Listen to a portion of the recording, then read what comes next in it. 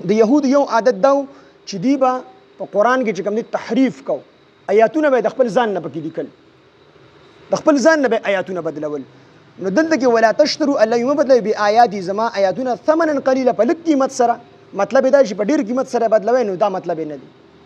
دا ټوله دنیا د الله په نسبت باندې د ماشي د وزر برابر قیمت هم نه لري کو په دې ټوله دنیا باندې څوک یو آیات یو حکم بدل کی نو دا بیا هم چې کوم دی د ډیر ظلم کړی دی نو الله فرمایي دا ټوله دنیا هم لګا ده نو څه چل پکاو د دې يهود یو قباحت داو چې د رسول الله صلی الله علیه وسلم صفت پراغي نو دی هبړم به د نبی علیه الصلاۃ والسلام هغه صفات بیانول نه او کو چرته کې په غلطه به د خلینو او قتل نو بیا به تعویلات کول پکې تعویلات پیدا سي کول چې ټیک ته نبی علیه السلام خو پیغمبر دی خو ګور زمونږ د يهوديانو د پاره نه دي د نور خلکو د پاره دي نو دا تعویل او دا به ولي کول چې د يهودو د علماو د سردارانو تبا د عام خلکو نه ډېرې پیسې راتلې د کال پیسې به د جدا راتلې د هغې د میوو چې کوم حساب هغه به جدا راتله د دې د فصل هغه حساب وله جدا راتله د دې د سرو د سپینو هغه حساب وله جدا راتله دوی به چې کوم کاروبارونه کول هغه به وله جدا راتلی نو دوی په زړه کې دا سوچو که موږ د نبي علیه السلام صفت چې کوم په تورات کې دی په زبور کې دی په انجیل کې دی دا صحیح طریقې سره موږ بیان کو نو دا خلک په نبی علیه السلام ایمان راوړي نو چې کله په نبی علیه السلام ایمان راوړي زموږ دکانداري به بند شي بیا خلک موږ له چې کوم دی په باغونو کې څه نه راکوي په سرو سپینو کې نه راکوي نو د دغې د وجې نه دی هغه حکم به بدلو لومبې خو به کتمان کو پټو به حکم د نبی علیه السلام باره کې چې کوم آیاتونه په تورات زبور انجیل کې راغلل هغه به پټول خو چې په غلطۍ سره یا مجبوره شو ښکاره کول به نو بیا یې پکې تعویل کو چې نه داسې نه نبي اسلام پیغمبر دی خو زموږ دپاره نه دی د دې وجې چې دا یهود چې د دې کوم پیروکاران دي ایمان نه رانوړي زه خو دې ایمان راوړي نه دي هغه ټوله دوکانداري به بند شي نو الله فرمایي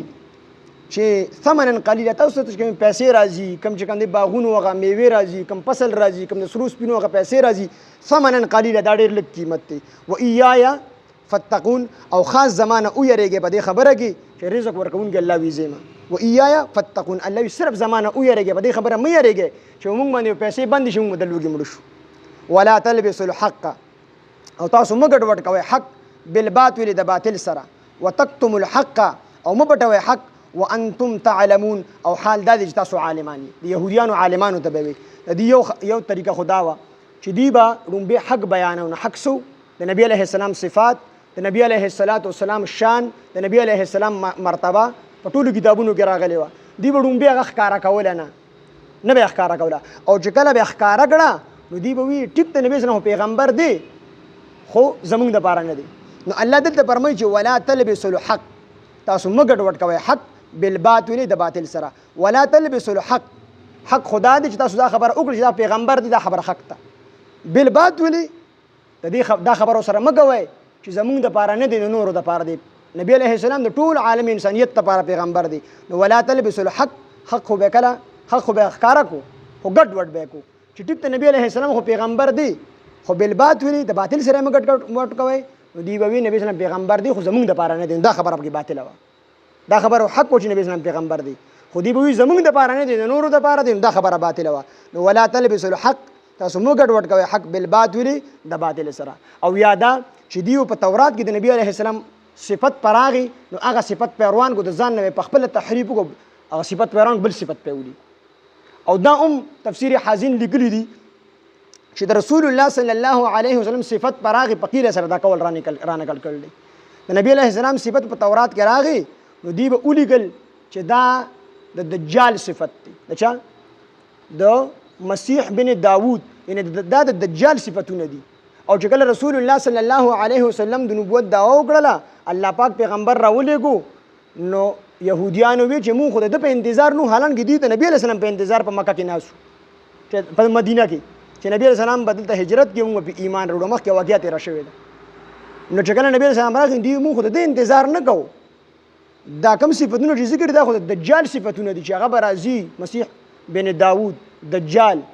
دا څومره صفاتونه چې په تورات کې ذکر دي نو دا خو د هغه دجال صفاتونه دي نو دا به چې کوم دی مونږه د دجال په انتظار نشي دجال راشي نو موږ په هغه باندې ایمان راوړو اوس هم یهود د دجال په انتظار نشته نو بعضې مفسرین دا لیکل دي نو ولا تلبسوا الحق تاسو مګډ وډ کوئ حق حق هغه د چې تاسو په تورات زبور انجیل کې د الله د طرف نه کوم آیاتونه نازل شوي دي د نبی علیه السلام په حق کې بالباطل د هغه باطل سره چې تاسو په خپل لاسو باندې دا خبره ولیکله چې دا دجال صفتونه دي د نبی علیه السلام نه دي، نو دا خبره باطله ده. حق د باطل سره مو یو ځای کوئ. وتکتم الحق او حق مه پټوئ. د نبی علیه السلام صفت خو به دی پټو، خو چې کله به ښکاره شو نو بیا به غلط تاویلات کول، حق به د باطل سره ګډوډ کو. وانتم لا تعلمون او حال دا دی الله پاک وایي تاسو عالمان یې، تاسو پوهیږئ.